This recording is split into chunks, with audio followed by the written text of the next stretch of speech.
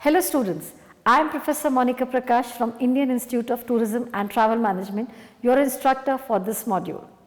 Welcome back to the course on Destination Management. We bring this course to you as a part of e-Pathshala initiative of the Ministry of Human Resource Development, Government of India to make postgraduate education accessible to all. In this module, we will talk about the management of crisis at a destination. After completing this module, you will be able to understand the needs of developing excellent crisis management skills, the various factors affecting the tourism destination during the crisis, the various aspects of crisis, which are the nature and the characteristic and its type, and how to manage a crisis and its various strategies. You will also be better placed to aid in your portrayal among your understanding towards the tourism sector and its vulnerability. Tourism, we all know, is a growing business, and this has a far-reaching impact on the economic and the environmental across the world. Even though we all have been travelers at some points in our lives, yet defining tourism could be tough. Tourism is the action of individuals wandering to and hanging around at different locations in distinctive environments for vacation, professional and other reasons for not more than a single successive year. The activity of touring, particularly for desire, it is the promotion of tourist travel, especially for commercial purposes. According to UNWTO, the tourism comprises the activities of persons traveling to and staying in places outside their usual settings for not more than one consecutive year for leisure, business and other purposes. It has therefore become a significant segment and that has a bearing impact on the expansion of nations' progress. The first assistant of this service sector are that it aids in creation and generation of jobs and income for millions of people in every part of the world. All of such employment and revenue are created just by utilizing the natural resources present in a country. The government needs not deploy any financial assistance in harnessing such untapped natural resources. For various provinces and republics, it is the most important basis of well-being. The important aids of the tourism are financial, conservational and socio-cultural. Financial welfare. It provides jobs to a large community such as the trip attendants or guest household work. This results in the creation of indirect employment for other industries as well as for the food production, farming, gardening, husbandry and retail. The travel industry is seen as a system to boost the gross domestic product of countries and thereby reducing the dependence on assistance and credits. Intercontinental tourism is occasionally perceived as a valuable approach for several interior nations who dearth an individual base and are over-reliant on primary, that is the farmed exports. Nowadays, the commercial capacity of the tourism equals or even exceeds that of the food products, automobiles and oil exports. The landscape of the tourism and service sector is evolving and it necessitates persistent evaluation to persist the viable commerce. The crucial aspects that have determined transformation in the industry contain socio-cultural, economic, environment and the technological forces. There are some factors that directly or indirectly affect the tourism and its management in the industry. Factors like environmental conditions, historical or cultural importance, economy, religious importance of the country predominantly affects the overall tourism sector in the different magnitudes and direction. Such factors are regarded as the conventional factors that have its influence on tourism sector since its professionalization. However, due to increased connectivity, technology has also become one of the factors which affects the tourism activities in number of ways. Nowadays, the travelers share their experiences on the internet, which works as a guiding principle for the subsequent visitors. Hence, just like a two-edged sword, the internet can increase as well as decrease the business of the whole industry. Have a look at the graphic on your screen. Environmental factors are one of the most important powerful aspects that impose a serious threat in the suitability of the tourism from a global perspective.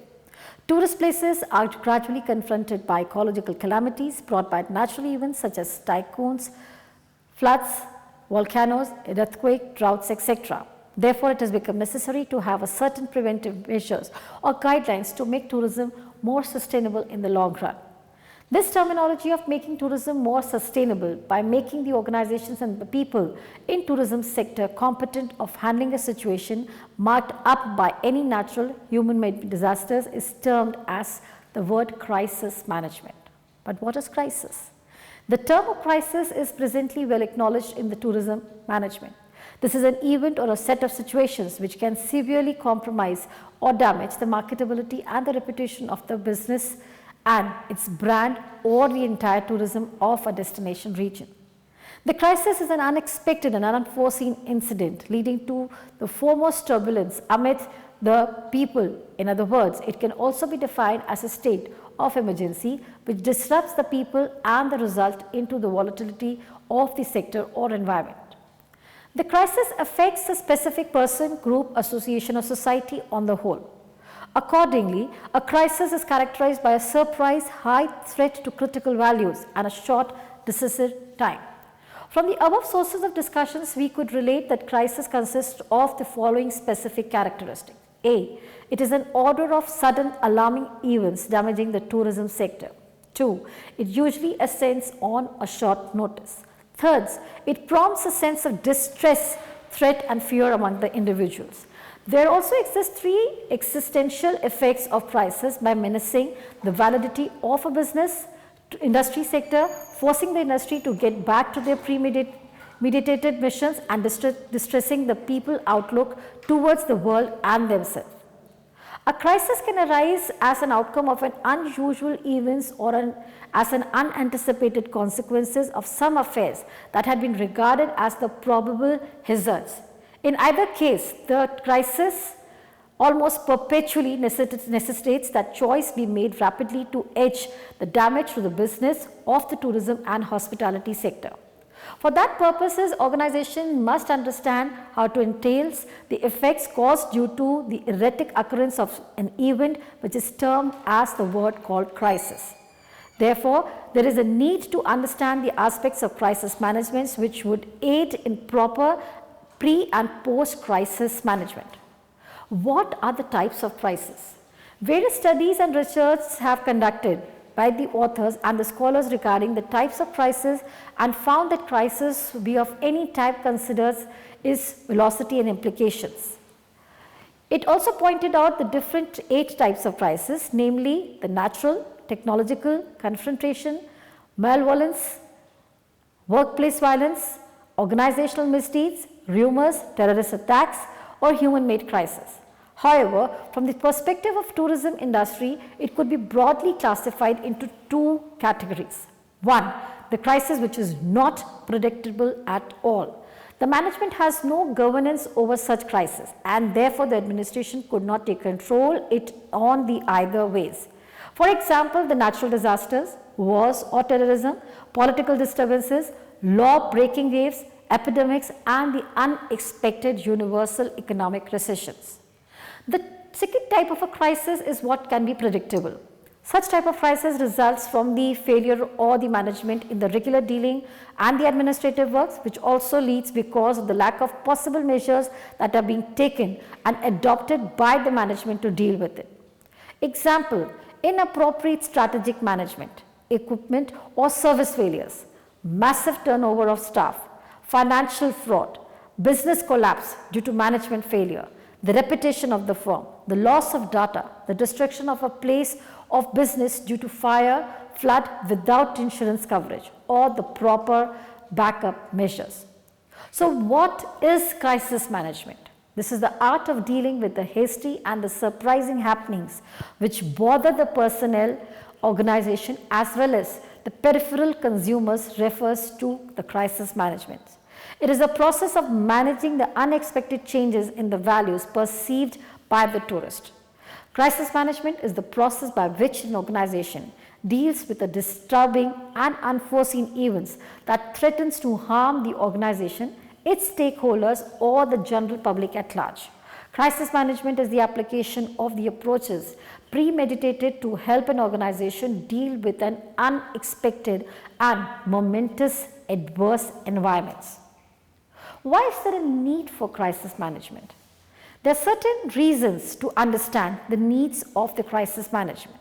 The first, The crisis management prepares the personnel and the organization to face the unexpected changes and contrary circumstances in the tourism sectors by the application of methodological principles. The second, it empowers the people associated with the business of service sectors to adjust well to the sudden changes in the organization. The third, workers can comprehend and scrutinize the grounds of crisis and survive with it in the best conceivable way. The fourth, the crisis management assists the managers to formulate tactics to come out of ambiguous circumstances and also choose on the upcoming progression of action. The fifth, it enables the executives to sense the early symbols of crisis, inform the workforce in contrast to the repercussions and take necessary safety measures for the same. Talking about the essential features of the crisis management, the few of them are as listed below.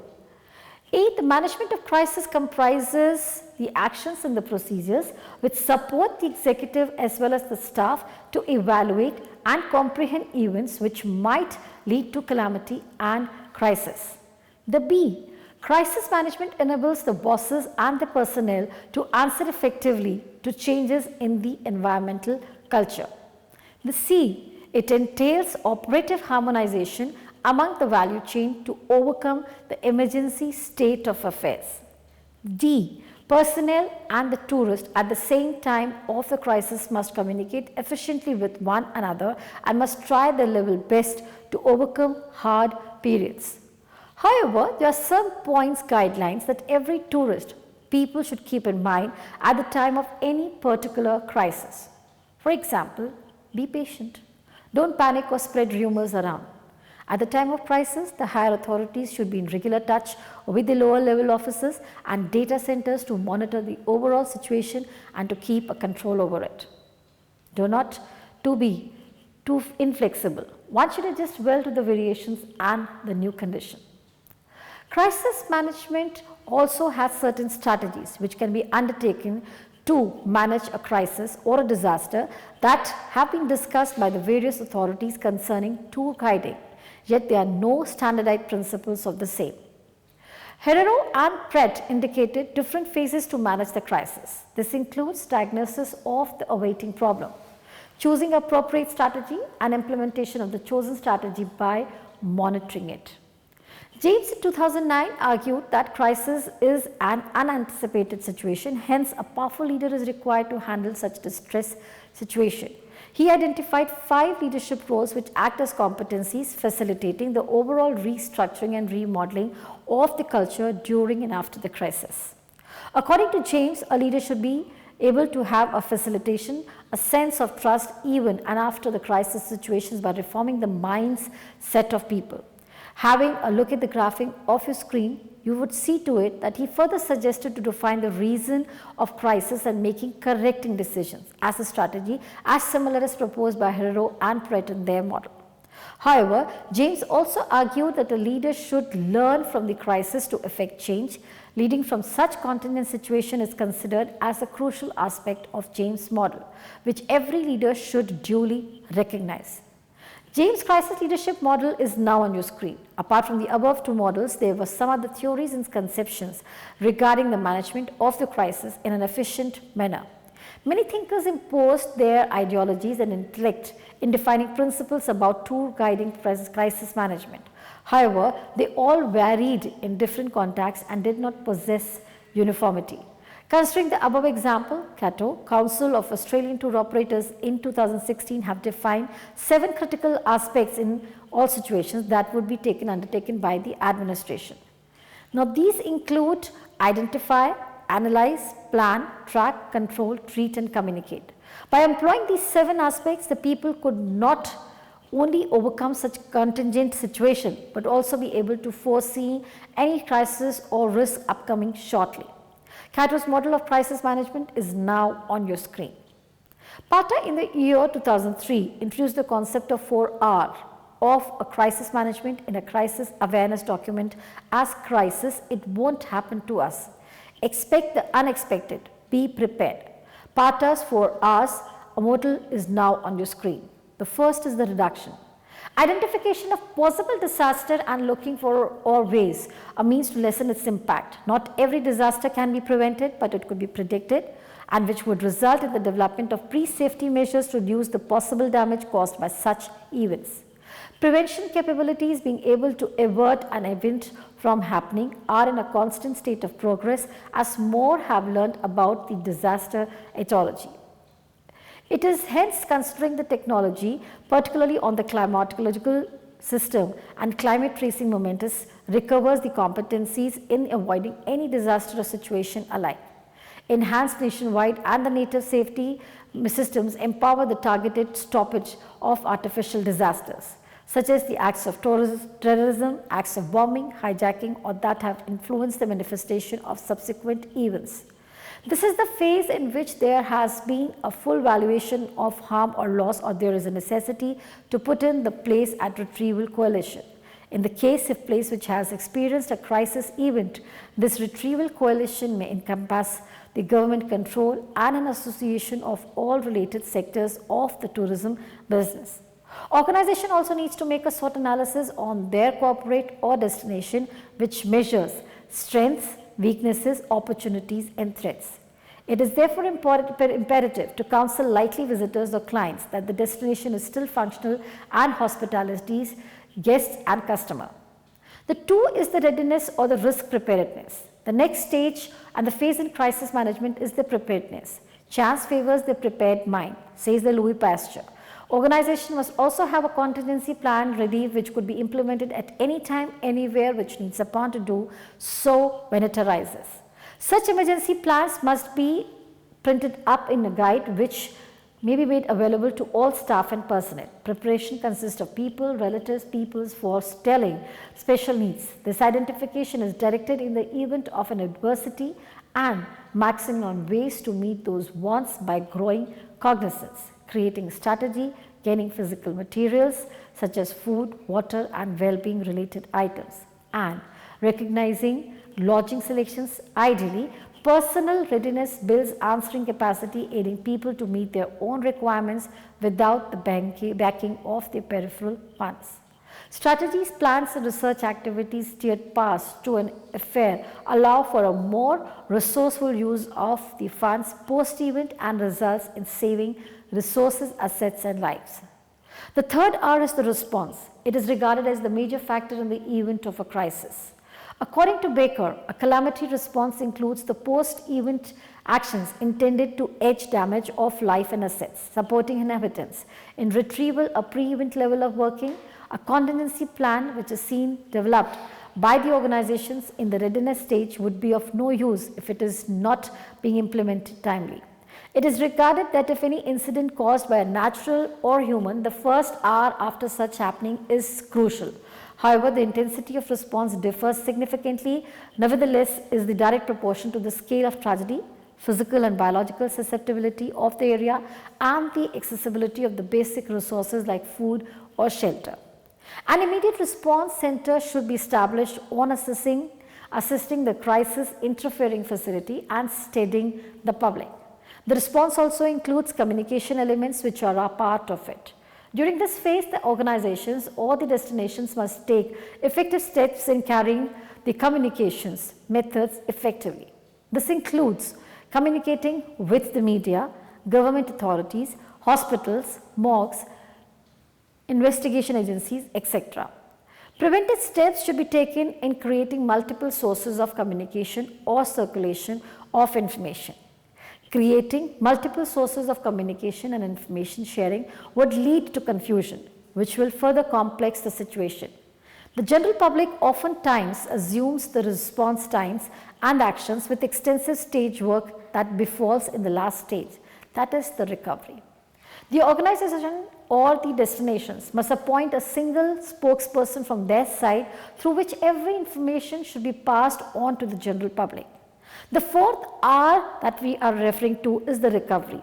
It is an important aspect of managing the crisis which results after the incident has taken place and now it is over. That is after the response. However, retrieval actions usually obtain consideration in the coverage of media and broadcasting, yet such actions could take months or years.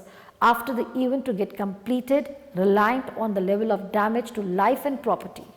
The recovery period embraces the assessment of the risk and the dangers by various government and the private authorities, subsequent in strategies for moderation, or it encompasses activities undertaken in order to reduce the consequence of the forthcoming crisis. Baker stated that the authorities must take appropriate steps and measures in view to restore damages, vulnerabilities caused by the disaster to restore the communities involved in it, as recovery and mitigation go hand in hand, that is simultaneously. Based on the same methodology, in the year 2013, National Response Framework, that is NRF-FEMA, also introduced 5 areas of the cycle including prevention, preparedness, responses, recovery and mitigation. These areas which have been identified by NRF has been identified as the 4 R's concept given by the PATA in 2003. Student, this module explains about the crisis and the importance of crisis management in the tourism industry. The term of crisis is presently well acknowledged and tourism management. A crisis, as we all know, is an event or a set of situations which can severely compromise or damage the marketability and the reputation of the tourism business, its brand or the entire tourism destination region as a whole. The crisis, as we all know, is an unexpected, unforeseen incident leading to foremost turbulence amid the people. In other words, it can also be defined as a state of emergency which disrupts the people and results into the volatility of the sector or the environment. The crisis affects the specific person, group, association or the society on the whole. According to Holstein, a crisis is characterized by surprise, a high threat to critical values and a short decision time. PATA in 2003 introduced the concept of 4 R of crisis management in a crisis awareness document named as crisis. It won't happen to us. Expect the unexpected and be prepared. PATA has explained the crisis management in 4 steps, that is the reduction, readiness, response and recovery, which is the essence of this module. Students, thanks for being with us during this module. We will meet again for the next module.